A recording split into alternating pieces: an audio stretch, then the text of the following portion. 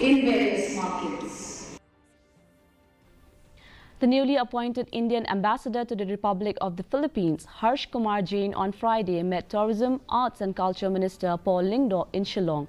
Jain's mission is to enhance relations between Northeast India and the Philippines, aligning with the Indian government's Act East policy.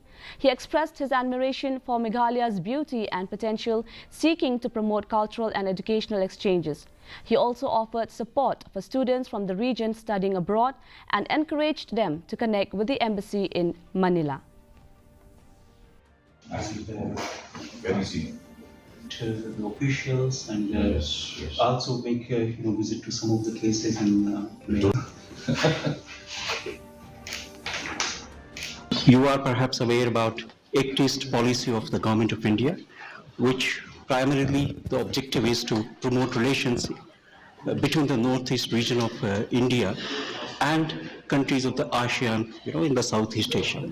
I'm happy to support them in any way they would want, and I'll be in touch with the students when they reach Manila, and I'll suggest them to be in contact with the embassy. Suggestion that was well received by him was for Meghalaya to also go global and facilitate young talented musicians for a musical exchange program.